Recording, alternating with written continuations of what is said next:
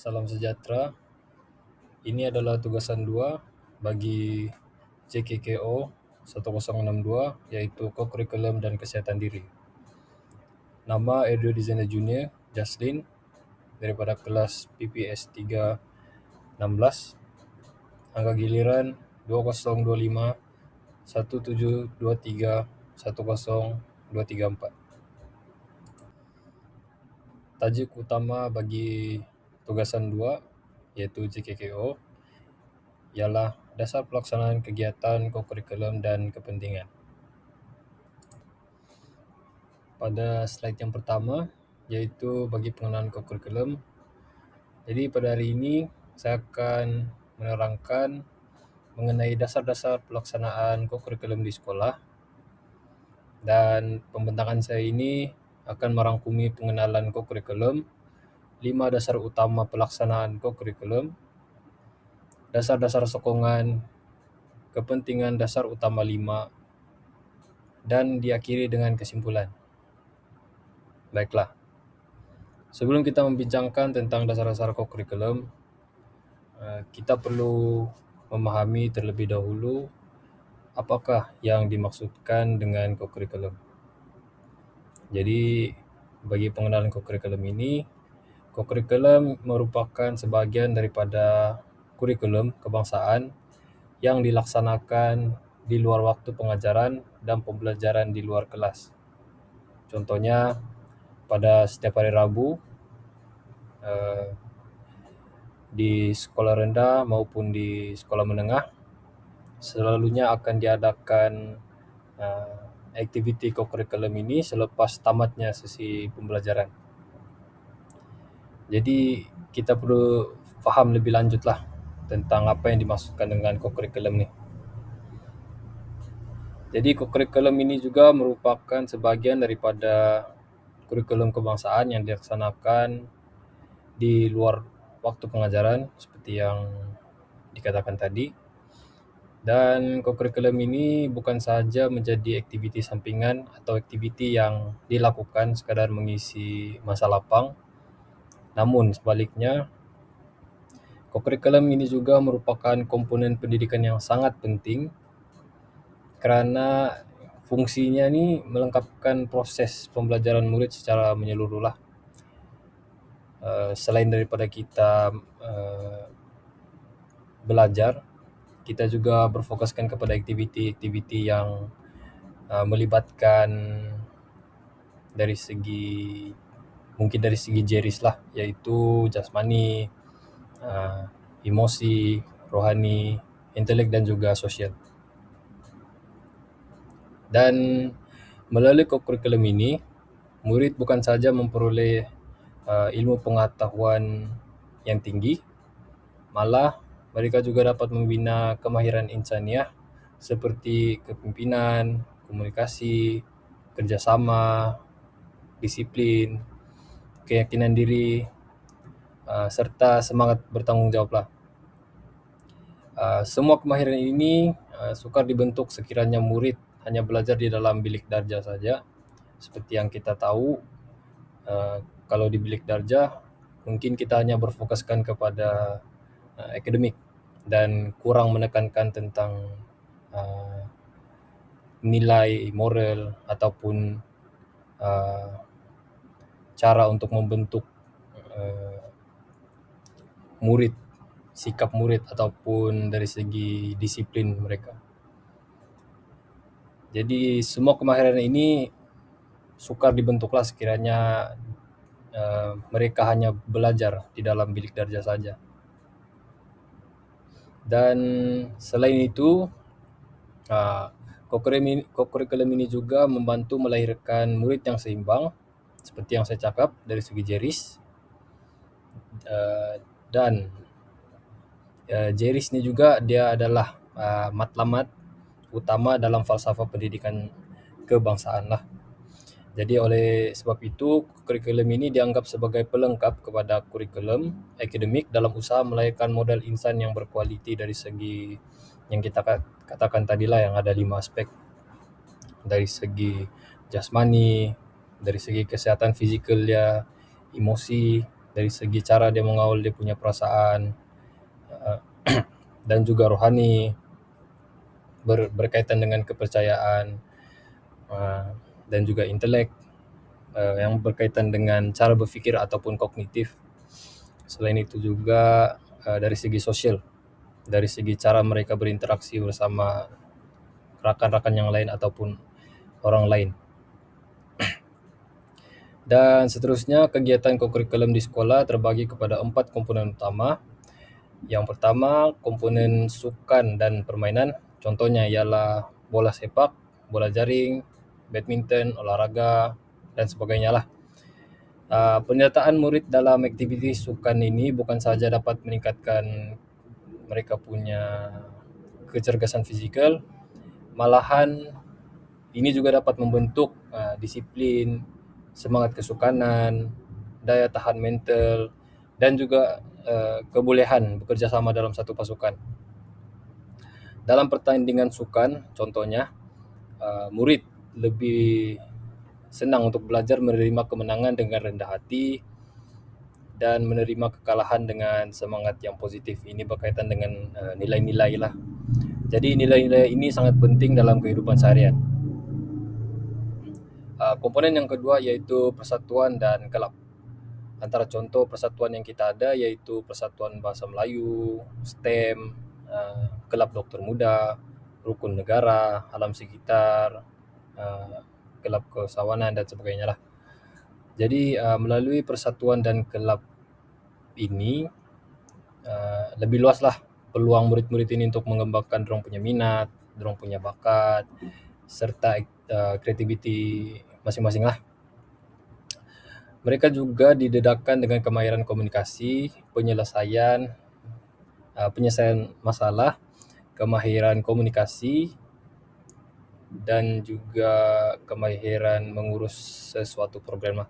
Macam contoh, kalau dalam aktiviti kokurikulum, kita akan memilih ahli jawatan kuasa seperti pengerusi, naib pengerusi, setiausaha dan sebagainya lah. Jadi dorang dapat mengambil peluang lah dari segi kepimpinan, dan juga dorang boleh merancang untuk belajar. Dorang juga boleh belajar untuk merancang aktiviti, mengurus mesyuarat serta membuat keputusan secara berkumpulan lah. Ini juga salah satu cara untuk mereka berkembang lah dari segi yang menyeluruh. Dan komponen yang terakhir yaitu komponen yang ketiga ialah pasukan pakaian seragam. Contohnya ialah Pengakap, Bulan Sabit Merah, Malaysia, Kadet Remaja dan sebagainya lah. Dan aktiviti dalam pasukan pakaian seragam banyak memberi penekanan kepada pembentukan disiplin, kepimpinan, semangat patriotisme, serta kemahiran hidup.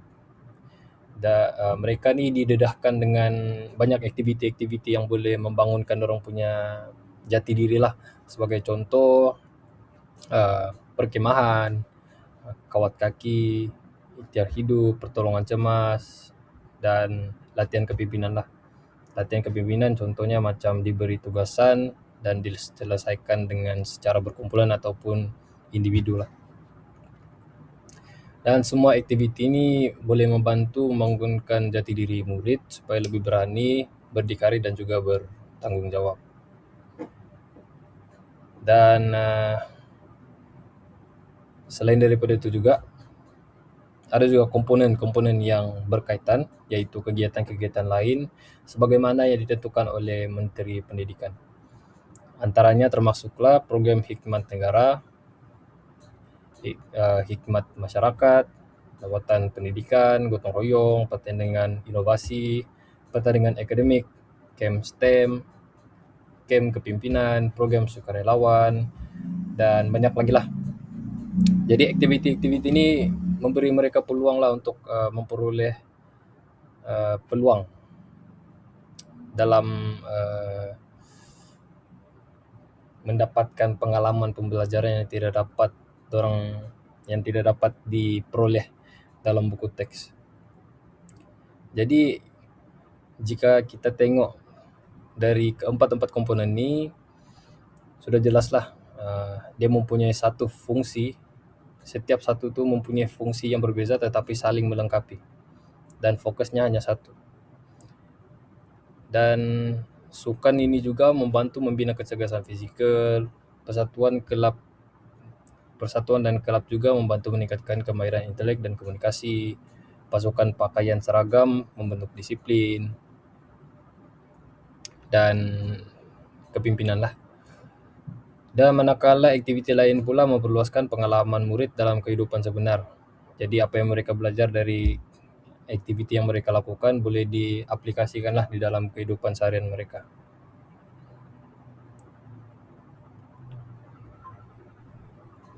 Jadi oleh sebab itu KPM telah menetapkan bahawa setiap murid perlu menyertai ketiga-tiga komponen utama kokurikulum bagi memastikan perkembangan mereka berlaku secara menyeluruh.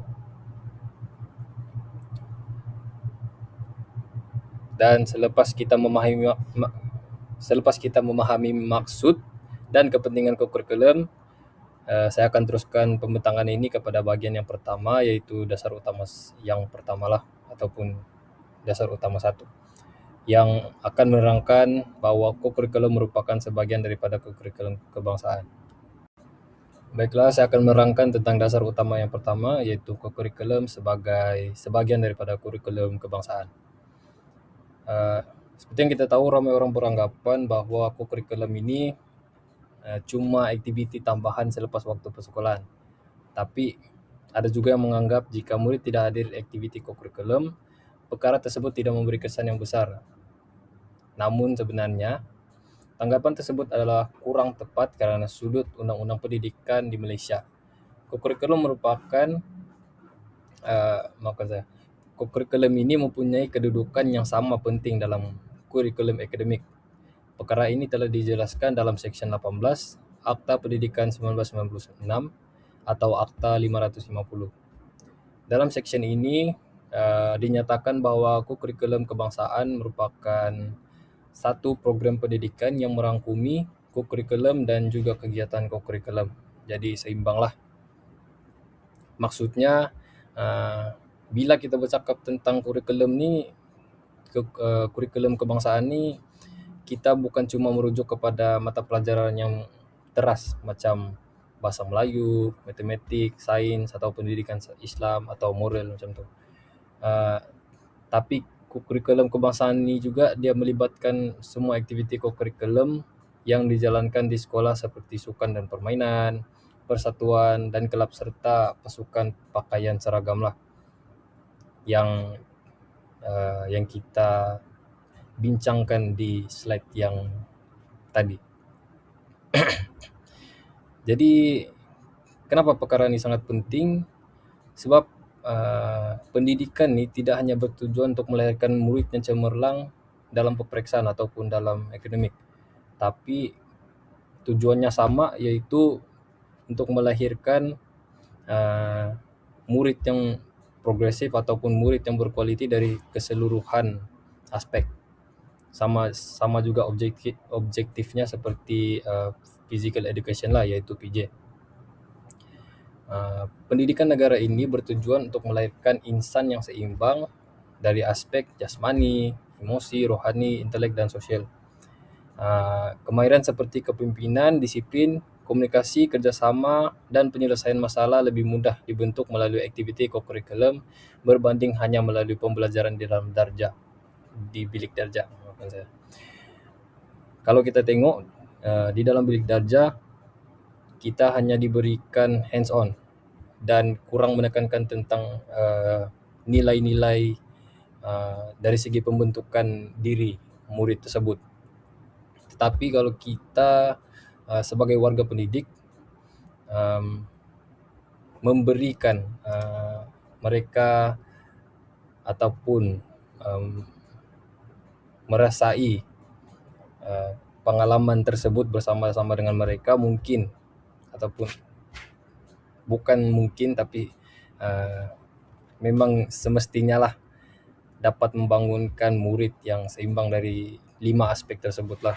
dan ini adalah aspek yang perlu diambil beratlah untuk masa sekarang di era moden.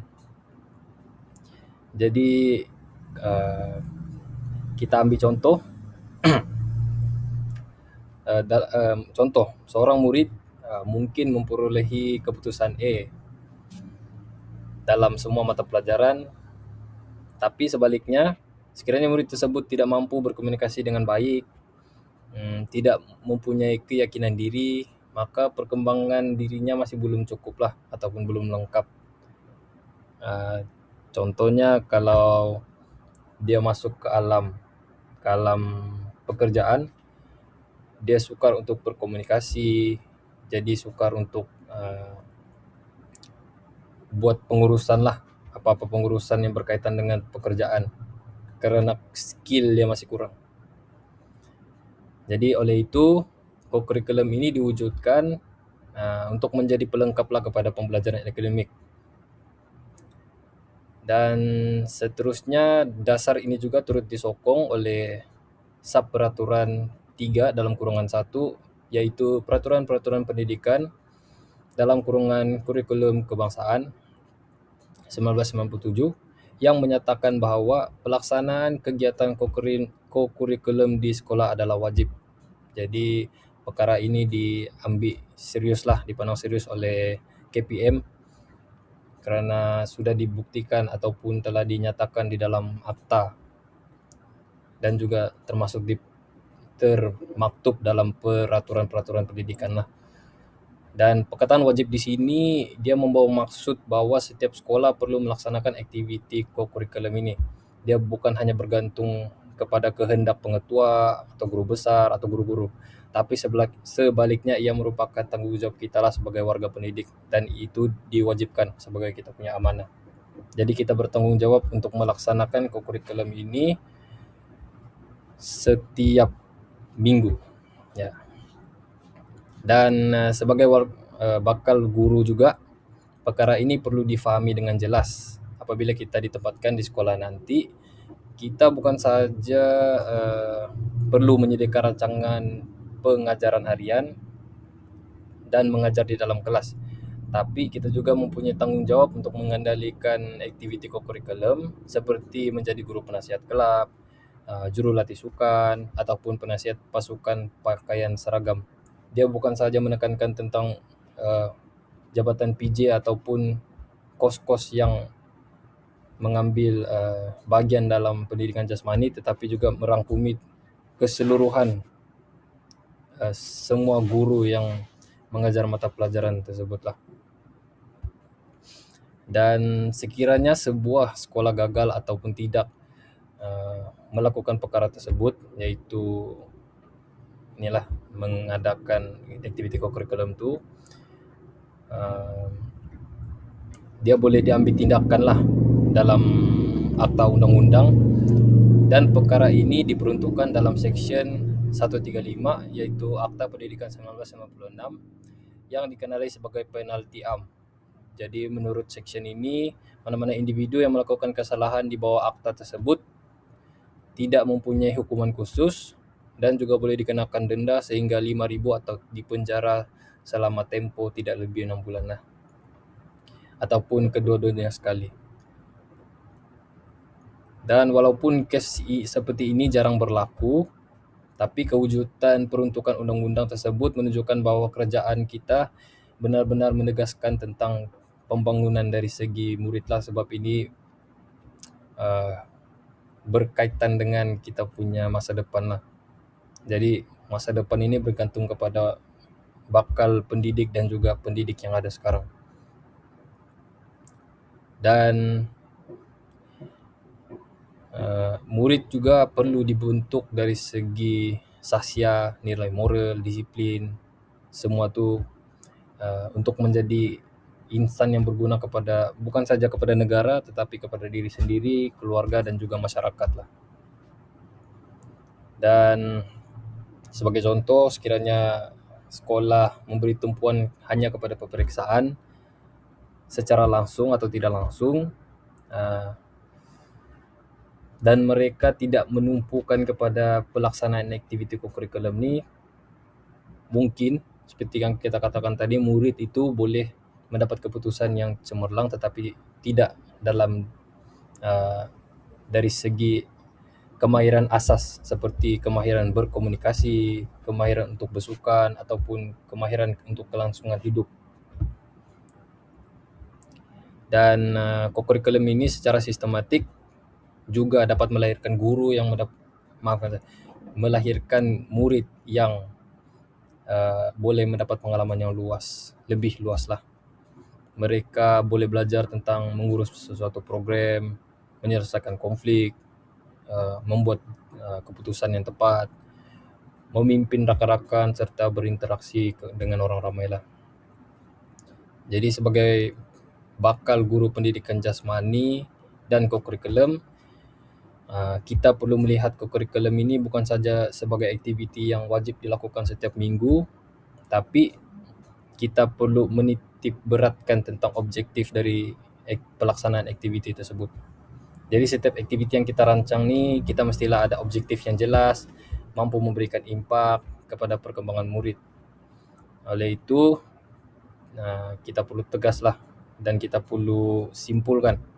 Kita boleh simpulkan bahawa dasar utama 1 ni dia menegaskan tentang 3 perkara utama. Yang pertama iaitu kokurikulum merupakan sebahagian daripada kokurikulum kebangsaan. Yang kedua, pelaksanaan kokurikulum di sekolah adalah wajib dan terperuntukkan dalam undang-undang.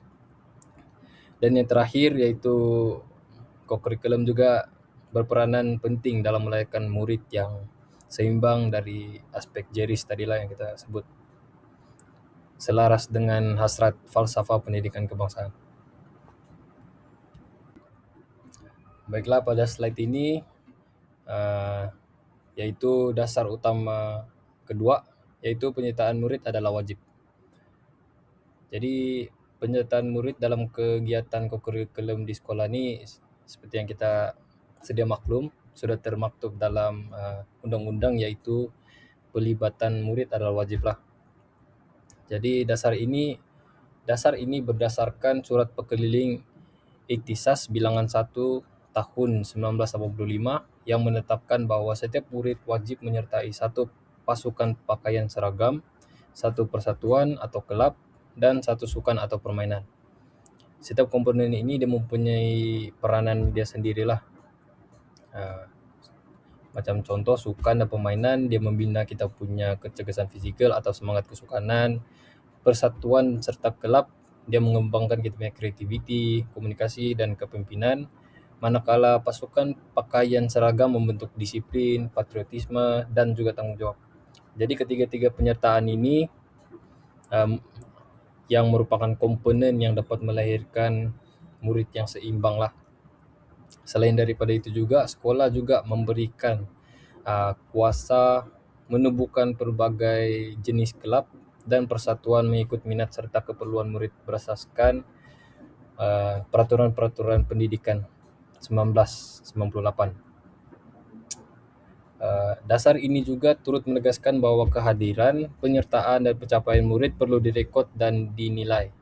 Rekod ini penting kerana markah kokurikulum digunakan dalam pelbagai urusan pendidikan seperti permohonan ke sekolah berasrama penuh, matrikulasi dan juga universiti lah. Seperti yang kita tahu, yang mana kalau kita masuk ke IPG, turut disertai dengan maklumat dari segi PAJSK kita lah, iaitu markah kokurikulum kita. Dan untuk murid yang tidak hadir ke aktiviti kokurikulum tanpa alasan yang munasabah, seperti yang kita tahu, asas memang akan dikenakan tindakan disiplin lah. Sebab ini juga merupakan sebahagian daripada kokurikulum kebangsaan. Jadi sebagai bakal guru, kita perlu merancang aktiviti yang menarik supaya murid ini tidak bosanlah untuk menghadirkan diri atau melibatkan diri secara aktif. Jadi secara kesimpulan, dasar utama 2 ini memastikan setiap murid mendapat peluang untuk mengembangkan potensi, bakat dan sasya melalui penyertaan aktif dalam kokurikulum. Jadi selesai dengan penerangan ini, kita akan beralih ke dasar utama yang ketiga. Baiklah, seterusnya saya akan menerangkan tentang dasar utama yang ketiga, yaitu penyertaan semua guru sebagai penjawat awam dalam mengurus, menyelia, melaksanakan kegiatan kokurikulum adalah wajib. Jadi pada dasar ini telah dinyatakan dalam Surat Pekeliling Iktisas Bilangan 1 tahun 1985 dalam perkara 5.2 yang mana telah menetapkan bahawa semua guru wajib terlibat dalam kokurikulum tanpa mengira mata pelajaran yang diajar. Contohnya tidak kira bukan hanya guru PJ yang boleh mengambil tempat dalam mengurus ataupun menyelia aktiviti kokurikulum ini, tetapi juga kepada guru-guru lain yang mengajar mata pelajaran yang tidak relevan dengan bukan relevan tetapi tidak yang tidak bersesuaian dengan aktiviti kokurikulum lah. Macam contoh guru mata pelajaran pendidikan moral pun boleh mengambil tempat untuk menjadi pengurus ataupun penyelia dalam melaksanakan aktiviti kokurikulum.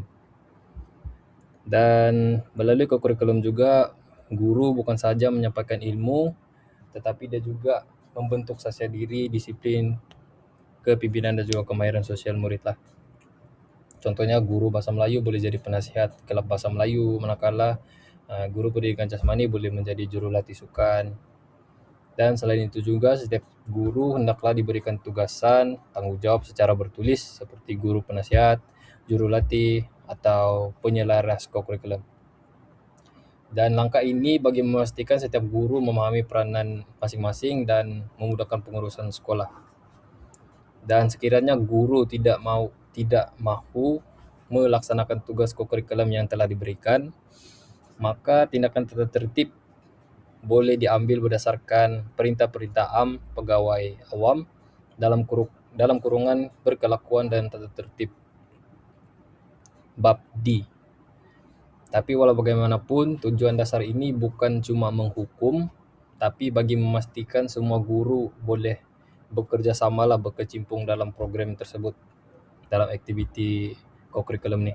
Jadi sebagai bakal guru, kita perlu melihat kokurikulum sebagai peluang untuk kita membimbing murid di luar bilik darjah serta membina hubungan yang lebih baik dengan mereka. Untuk kesimpulan dasar utama 3 ni, dia menekankan tentang 3 perkara utama. Yang pertama iaitu guru wajib terlibat dalam pelaksanaan kokurikulum. Yang kedua, guru perlu diberikan tugas secara bertulis. Dan ketiga, kegagalan melaksanakan tugas boleh dikenakan tata tertib lah sebagai seorang penjawat awam. Jadi bagi dasar utama yang keempat ini, iaitu kegiatan kokurikulum hendaklah dirancang sebagai lanjutan kepada proses pengajaran dan pembelajaran PDP di dalam bilik darjah. Jadi dasar ini dinyatakan dalam Peraturan 2, Peraturan Pendidikan dalam kurungan Kokurikulum Kebangsaan 1997. Kokurikulum bukan sekadar aktiviti mengisi masa lapang, tetapi bertujuan untuk menambah, mengukuhkan atau mengamalkan pengetahuan, kemahiran serta nilai yang dipelajari di dalam kelas. Dan sebagai contoh, murid yang mempelajari penjagaan alam sekitar dalam mata pelajaran sains boleh mengaplikasikan ilmu tersebut melalui aktiviti kelab alam sekitar, sebagai contoh program Kitar Semula ataupun penanaman pokok. Dan begitu juga dalam pendidikan jasmani, murid boleh mengamalkan gaya hidup sehat melalui latihan dan pertandingan sukan lah. Dan selain daripada itu, setiap aktiviti kokurikulum perlu dirancang secara sistematik dengan objektif, kaedah pelaksanaan dan penilaian yang jelas. Perancangan yang baik akan memastikan aktiviti berjalan secara dengan lancar dan mencapai hasil pembelajaran yang diharapkan lah. Dan di samping itu juga, setiap aktiviti perlu memberi pengalaman baru serta menerapkan nilai-nilai murni seperti disiplin dan sebagainya lah. Contohnya, kalau dari aktiviti perkemahan, murid boleh belajar untuk mempelajari kemahiran ikhtiar hidup. Mereka boleh membina keyakinan diri dan juga semangat bekerjasamalah.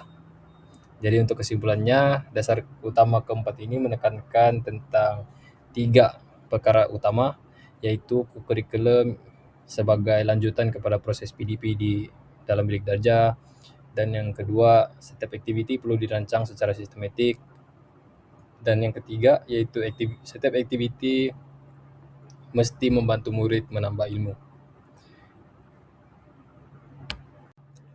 Bagi dasar utama yang kelima, yaitu pelaksanaan kegiatan kokurikulum hendaklah berasaskan prinsip penyertaan beramai-ramai tanpa unsur diskriminasi. Diskriminasi yang mana bermaksud pilih kasih lah, ataupun kita berbelah bagi dari segi kategori murid. Katakan contoh, kita cuma ambil kalau dalam sukan dan permainan kita cuma mengambil murid yang berpotensi, bukan murid yang mempunyai kekurangan-kekurangan tertentu lah, sebagai contohnya lah. Dan pada dasar ini telah dinyatakan dalam surat Pekeliling Ikhtisas bilangan 17 tahun 2000 yang menegaskan bahwa semua murid berhak menyertai kegiatan kokurikulum tanpa mengira bangsa, agama, jantina, latar belakang, keluarga, status ekonomi, atau pencapaian akademik. Nah, ini bermaksud setiap murid perlu diberi peluang yang samalah untuk mengembangkan bakat dan potensi. Sebagai contoh, kita tidak hanya memilih pelari yang tinggi, kita juga memberi peluang kepada mana-mana murid untuk cuba mengembangkan bakat mereka untuk meluaskan lagi pengalaman mereka lah dalam aspek sukan. Dan selain daripada itu juga, dasar ini turut bertujuan untuk memupuk perpaduan dan juga integrasi nasional lah. Dan macam yang kita tahu, sebagai contoh yang saya ambil yaitu sukan. Sukan ini bukan saja sebagai objektifnya bukan saja untuk meraih kemenangan, tetapi juga menguatkan lagi hubungan dari segi diplomatik, dari segi persahabatan, dari segi apa-apapun lah. Dan melalui aktiviti kokurikulum ini juga seperti hari sukan, perkemahan, dan pertandingan, murid pada pelbagai kaum dapat bekerja sama lah. Macam contoh pada sambutan hari Merdeka, kita meraihkan kemerdekaan itu bersama-sama lah, tanpa ada pilih kasih. Dan di samping itu juga, setiap aktiviti kurikulum ini hendaklah bersifat inklusif, yaitu tidak hanya melibatkan kumpulan tertentu, tetapi memberi peluang kepada semua lah untuk merasai pengalaman tersebut. Dan bagi kesimpulan pada dasar utama 5 ini, dia menekankan tentang 3 perkara yang utama, yaitu semua murid berhak menyertai kokurikulum tanpa diskriminasi. Yang kedua, kokurikulum menjadi medium sebagai pemupuk perpaduan dan juga integrasi nasional. Dan ketiga, setiap aktiviti hendaklah bersifat inklusif supaya semua murid dapat mengembangkan bakat dan potensi mereka. Jadi selain daripada 5 dasar utama yang kita bincangkan tadi, terdapat juga beberapa dasar sokongan yang lain yang boleh membantu memperkukuhkan pelaksanaan kokurikulum di sekolah. Antaranya, sekolah digalakkan melaksanakan aktiviti hikmat masyarakat, gotong royong, program perpaduan, dan pendidikan moral bagi membentuk sasiah murid. Selain daripada itu, sekolah juga digalakkan melibatkan ibu bapa, masyarakat setempat, dan juga agensi-agensi di luar lah, NGO yang boleh turut serta dalam menjayakan kita punya aktiviti kokurikulum ni. Di samping itu, murid juga digalakkan menyertai aktiviti-aktiviti seperti perkemahan, kursus, perbarisan, lawatan pendidikan, dan juga aktiviti pasukan pakaian seragam untuk menambahkan pengalaman dan juga kemahiran mereka lah. Sekolah ini juga perlu memberikan penghargaan kepada murid dan guru atas penyertaan, disiplin, komitmen ataupun pencapaian mereka supaya dapat meningkatkan mereka punya motivasi lah. Dan akhir sekali, sekolah perlu memberi peluang kepada murid mengembangkan bakat hingga ke peringkat daerah, negeri, kebangsaan, dan antarabangsa agar mereka dapat mencapai potensi yang maksimum. Jadi untuk kepentingan dasar utama 5, kita ada banyak poin. Yang pertama yaitu memupuk semangat perpaduan dan integrasi dalam kalangan murid yang berbilang kaum, agama, dan budaya. Seterusnya menggalakkan sikap hormat menghormati, toleransi, dan kerjasama antara murid. Yang ketiga yaitu memberi peluang kepada setiap murid mengembangkan bakat, minat, dan potensi diri secara optimal. Dan seterusnya meningkatkan keyakinan diri, kemahiran sosial, dan semangat kepimpinan murid. Seterusnya menggalakkan penyertaan aktif semua murid tanpa mengira latar belakang atau tahap keupayaan. Seterusnya membentuk sasiah disiplin dan nilai-nilai murni dalam kalangan murid. Dan yang terakhir yaitu memastikan semua murid mendapat peluang yang sama untuk menyertai aktiviti kokurikulum tanpa diskriminasi. Jadi kesimpulannya, dasar utama 5 ini penting karena dia boleh mewujudkan persekitaran sekolah yang adil, inklusif, dan harmoni, dan sekaligus melahirkan murid yang berkembang dan juga seimbang dari segi jasmani, emosi, rohani, dan juga intelek dengan selaras hasrat Kementerian Pendidikan Malaysia. Dan sebagai penutup dari pembentangan saya, dapatlah kita simpulkan bahwa kokurikulum ini merupakan komponen yang penting dalam sistem pendidikan negara sebab dia melengkapi pembelajaran akademik melalui pengalaman di luar bilik darjah. Dan 5 dasar utama yang telah dibentangkan menunjukkan bahawa kokurikulum wajib dilaksanakan di semua sekolah, disertai oleh semua murid dan diurus oleh semua guru.